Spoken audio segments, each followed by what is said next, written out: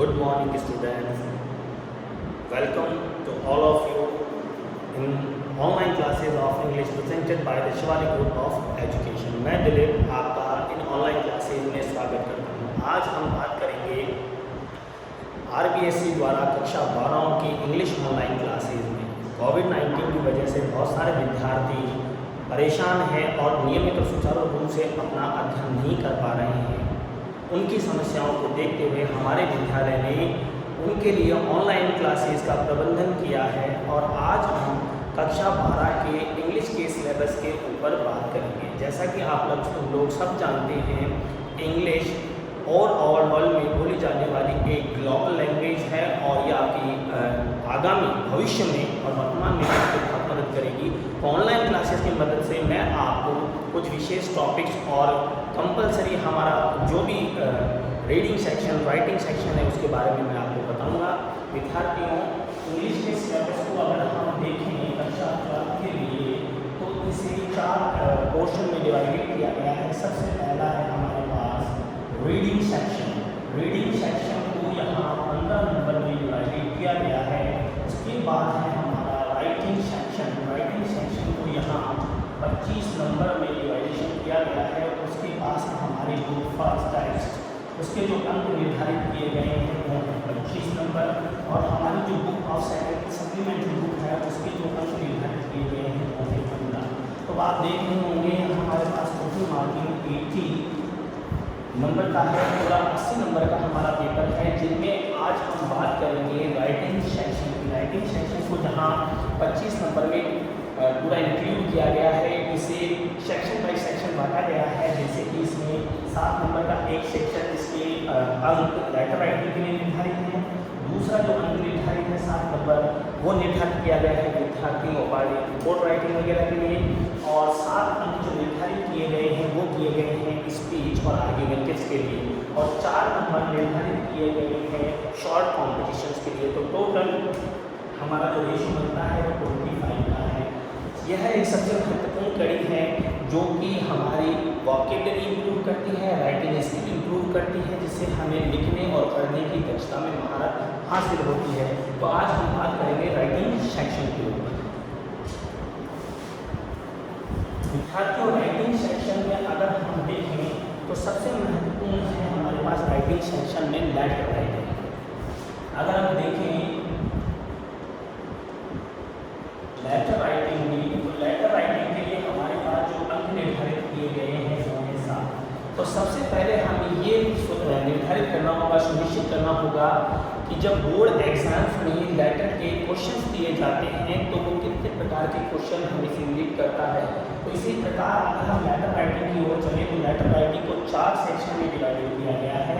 सबसे पहले होते हैं ऑफिशियल लेटर, वे कार्यालय पत्र जो हम कार्यालय को लिखते हैं अमूमन सरकारी। दूसरे जो हमारे होते हैं वो होते हैं बिजनेस लेटर्स, जो अधिकतर व्यापारी या आम व्यक्तियों द्वारा व्यापारियों को लिखे जाते हैं। तीसरे प्रकार के हमारे पास जो लेटर होते हैं वो जॉब लेटर होते हैं। तो आप यहाँ देख रहे हैं ऑफिशियल हो गया, हमारे पास बिजनेस हो गया, जॉब लेटर हो गया, और चौथे टाइप का जो हमारे पास लेटर बच जाता है वो इन्हीं के सिमिलैरिटी में ऑफिशियल, बिजनेस, जॉब और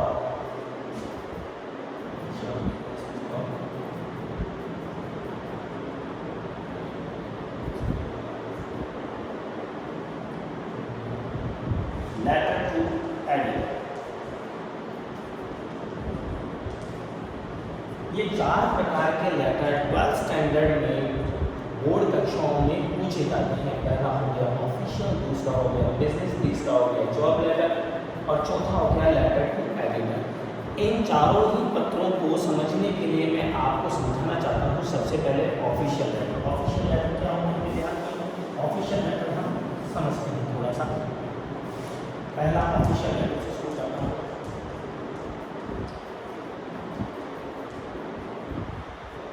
और कीजिएगा, ऑफिशियल लेटर वे कार्यालयी पत्र जो एक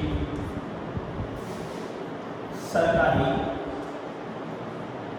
अधिकारी को किसी विषय को अवगत कराने हेतु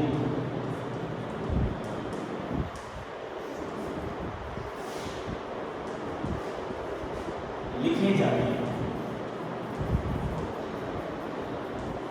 देखिए दोस्तों, मैंने आपके सामने एक सरल सी परिभाषा लिखी है कि वे कार्यालयीय पत्र, जैसा कि सबसे स्पष्ट है, ऑफिशियल का मतलब होता है कार्यालय। जब हम पत्र को लिखते हैं तो कार्यालय को ही जाते हैं, परंतु वे कार्यालयीय पत्र जो एक सरकारी अधिकारी को लिखे जाएंगे, विशेष रूप से यहाँ सरकारी अधिकारी का उल्लेख किया है मैंने, यहाँ सरकारी अधिकारी को ही लिखे जाएंगे।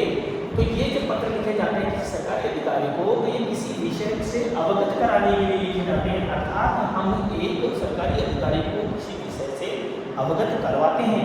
अब अगर हम सोचें वो विषय क्या हो सकते हैं, तो विषय हम यहाँ से शिकायत भी कर सकते हैं। अमूमन जैसे कि आपके मोहल्ले में साफ सफाई नहीं हो रही है, नालियों की व्यवस्था सुचारू रूप से नहीं है, टोटल डार्कनेस है, लाइटिंग नहीं है, तो इस प्रकार की हम शिकायतें कर सकते हैं। हम उनसे किसी भी प्रकार की सूचना मांग सकते हैं, हमारे सूचना के अधिकार के तहत किसी प्रकार के कार्यालय विभाग में आप शिकायत कर सकते हैं, सूचना दे सकते हैं। इसी प्रकार शिकायत हो गई, सूचना हो गई, धन्यवाद प्रारूप पत्र हो गए, किसी कार्य है तो हम धन्यवाद प्रारूप पत्र भी दे सकते हैं। इसी प्रकार इन्हें अलग अलग सेक्शन में और अलग अलग विषयों में बांटा गया है। इसी प्रकार आप शिकायत कर सकते हैं, सूचना दे सकते हैं, धन्यवाद प्रारूप पत्र लिख सकते हैं, एक्सेट्रा एक्सेट्रा। बहुत सारे विषय हैं जिनके बारे में हम ऑफिशियल लेटर एक अधिकारी को दे सकते हैं।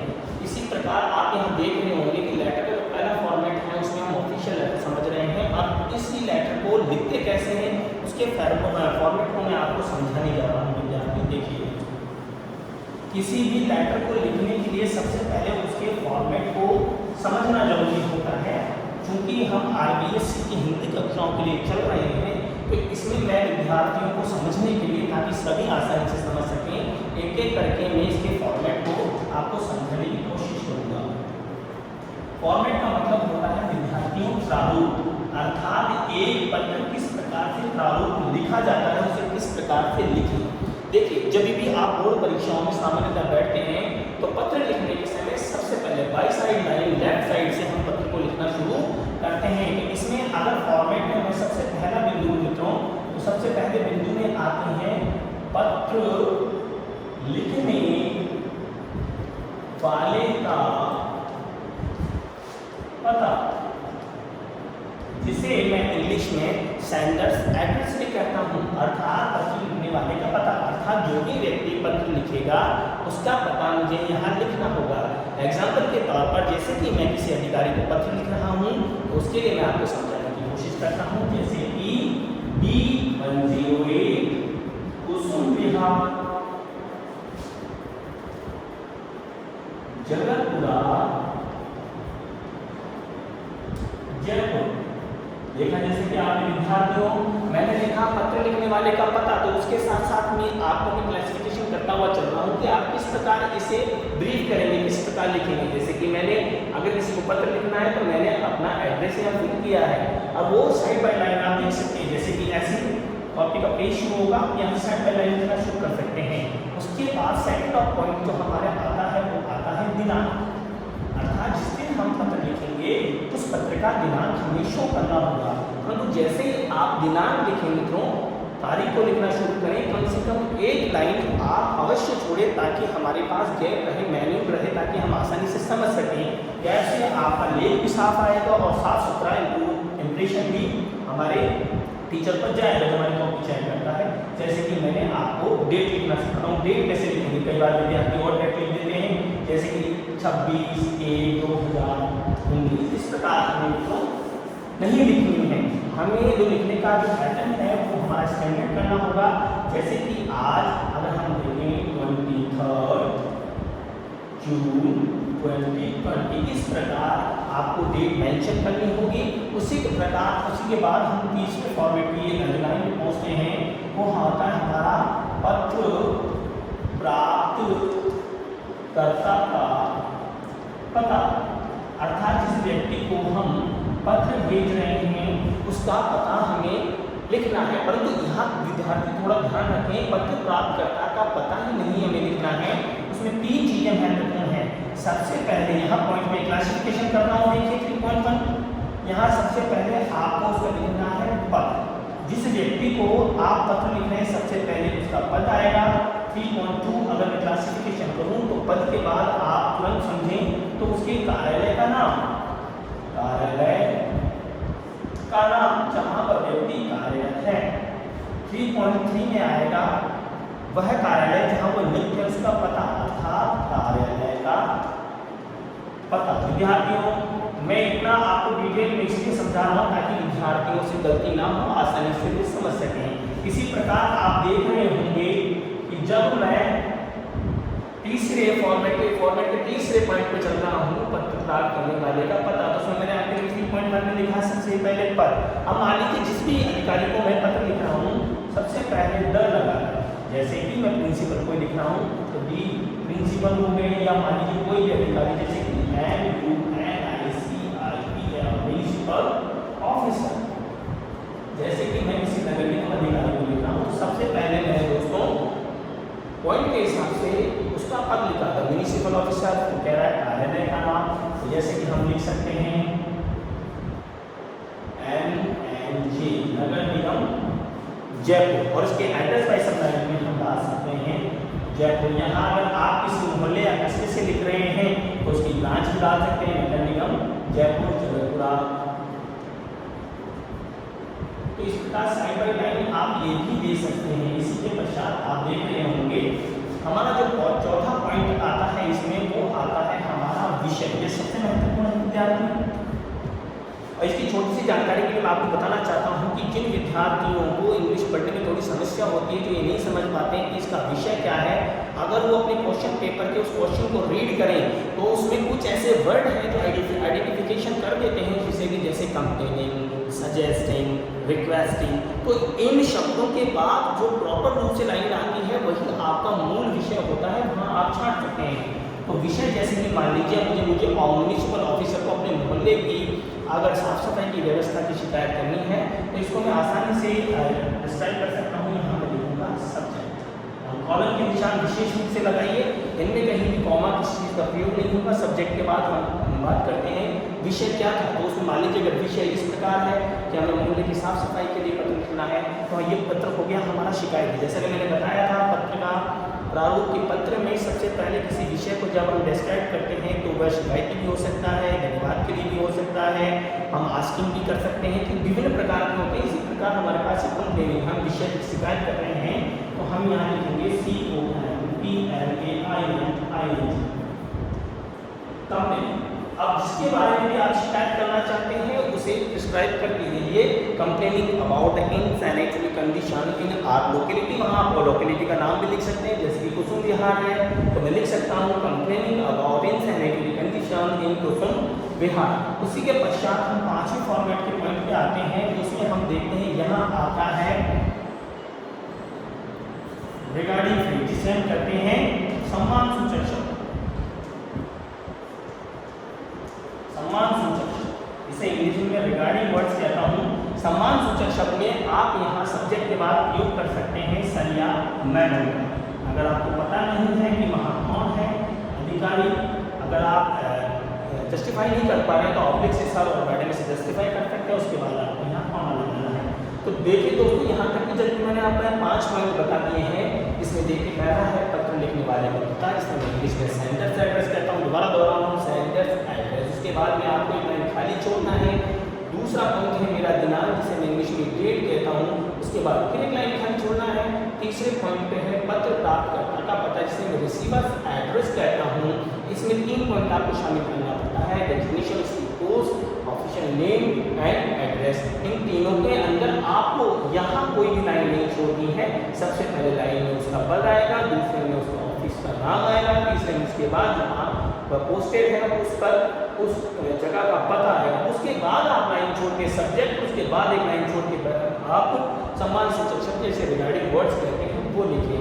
परंतु ये ध्यान रखें कि सबका लाइन जब इनको आप लिखें तो ये एक के बाद एक उल्टे हाथ पे एक सीध में ही आने चाहिए। ये नहीं आप इसे टेढ़ा मेढ़ा कर दें, इससे आपका फॉर्मेट गलत हो जाएगा और ढंग से जो आप कैपेबल हैं अगर चाहते हैं कि अच्छे नंबर आप गेन करें तो उसके लिए आप इसी प्रकार से इसको सर्वाइव करते हुए लिखें। रिगार्डिंग वर्ड्स के पश्चात हमारा जो सबसे महत्वपूर्ण पॉइंट होता है छठा, उसे कहते हैं कम्युनिकेशन या पत्र का विषय का विस्तार, इसे मुख्य भाग भी कहते हैं। इसे पत्र का मुख्य भाग कहते हैं, ऐसे आप कह सकते हैं पत्र के विषय का विस्तार, कम्युनिकेशन जिसे इंग्लिश में कहा जाता है।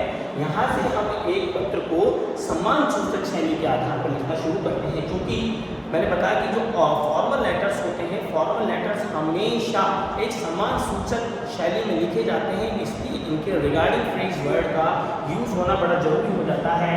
तो इसमें एक लाइन होते हैं हम इसमें रेस्पेक्टेड, रेस्पेक्टेड, ऑनरेबल ऐसे शब्दों का हम यूज करते हैं और उसके बाद सब बाय लाइन बॉडी को हम लिखना शुरू करते हैं। हमारा जो विषय है हम अपने विचारों से अधिकारी को अवगत करवाते हैं। उसके पश्चात सातवां जो पॉइंट होता है, जब आप अपने पूरे मुख्य भाग को पूरा कर लेते हैं तो उसके पश्चात सबसे जो जरूरी होता है वो सातवां पॉइंट होता है, वो होता है धन्यवाद।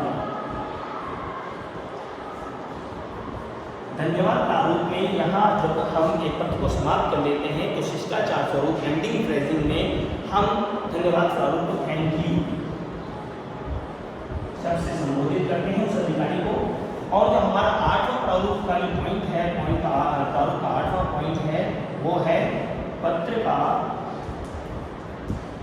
शिष्टाचार पूर्वक अंत, जिसे मैं एंडिंग फ्रेज कहता हूँ।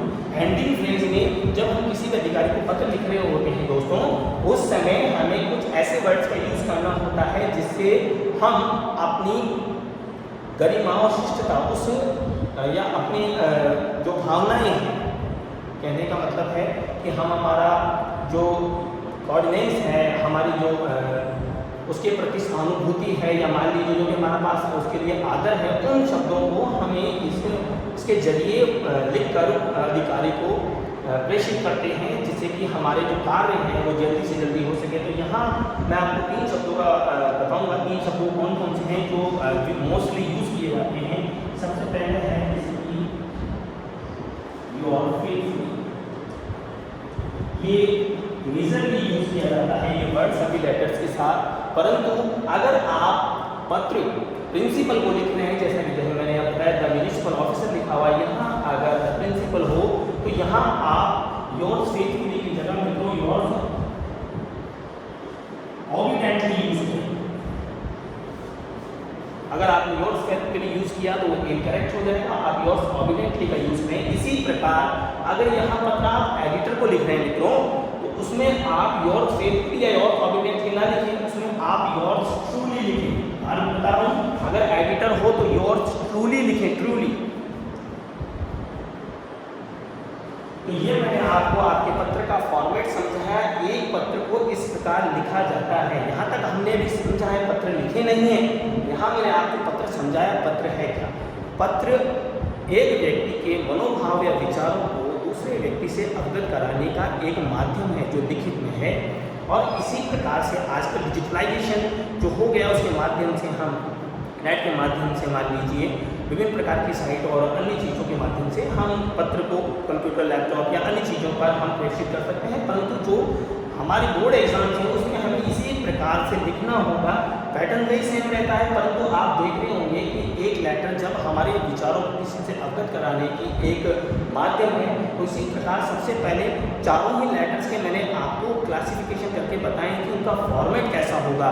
चारों ही पत्रों के लगभग फॉर्मेट बिल्कुल ऐसे ही होते हैं, कोई चेंज नहीं होता, केवल पत्र के विषय के अनुरूप उसे लिखना होता है। मैं दोबारा समझा देता हूँ। फॉर्मेट अगर एक बार आपके समझ में आ गया तो आप आसानी से इसे समझ सकते हैं, क्योंकि मैं पहले ही बता चुका हूँ बोर्ड क्लासेस में लेटर के लिए 7 अंक निर्धारित हैं मित्रों। और दोस्तों अगर आप एक लेटर का फॉर्मेट भी ढंग से लिख देते हैं और उसे ढंग से बना पाते हैं तो आप बहुत अच्छे नंबर गेन कर पाएंगे। चाहे आप कितना ही अच्छा लेटर लिखना जानते हो, अगर आपने उस लेटर में फॉर्मेट को ढंग से नहीं लिखा, बाई अकॉर्डिंग सब लाइनों से जजमेंट करके ठीक नहीं किया, तो आप उतने नंबर गेन नहीं कर पाते हो। तो इसी प्रकार जैसे मैंने आपको बताया, आपके पेज के स्टार्टिंग में लेफ्ट हैंड साइड से फॉर्मेट में सबसे पहले पत्र लिखने वाले का पता, सेंटर एड्रेस नहीं छोड़ें, उसके उसके बाद पत्र लिखने का दिनांक लिखें, जैसे कि मैंने बताया लिखना कैसे है। उसके बाद फिर एक लाइन छोड़ें, फिर पत्र प्राप्तकर्ता का आपको पता लिखना है, उसको 3 चीज़ों को यूज़ करना है, जिसकी डेजिग्नेशन पोस्ट आ गई, उसके बाद में आपको उसके कार्यालय का नाम, उसका पता, उसके बाद सबसे महत्वपूर्ण चीज़ जो हमारा विषय है कि वह पत्र किस विषय के लिए दिया गया है मित्रों, वह विषय लिखें। उसके बाद एक और लाइन खाली छोड़ें, फिर सम्मान सूचक अर्थात रिगार्डिंग वर्ड्स का यूज़ करें, उसमें सर या मैडम हो सकता है। उसके पश्चात आप एक लाइन छोड़ के फिर इस पत्र का मुख्य भाग जो कम्युनिकेशन कहलाता है, मुख्य भाग अर्थात हमारा जो विषय है उसको विस्तार से लिखना, इसे पैराग्राफ के माध्यम से पैराग्राफ बाय पैराग्राफ करके आप इसे डिस्क्राइब कर सकते हैं। और उसके बाद जब हमारा पत्र खत्म होता है तो एक अधिकारी के सम्मान के लिए हम उसे धन्यवाद प्रारूप और उसके पश्चात पत्र का शिष्टाचार पूर्वक अंत करने के लिए एंडिंग फ्रेज में हम thanking you your faithfully obediently yours truly जैसे वर्ड का यूज करते हैं। तो दोस्तों ये एक फॉर्मेट है इंग्लिश में लेटर राइटिंग का। तो हम नेक्स्ट सीरीज में जैसे मैं आपके सामने आऊँगा, हम पत्रों के जो एग्जाम्पल्स हैं उनके माध्यम से हम ऑफिशियल, बिजनेस, जॉब और एडिटर लेटर के सेक्शन बाय सेक्शन एक एक पत्र को शुरू करेंगे। धन्यवाद।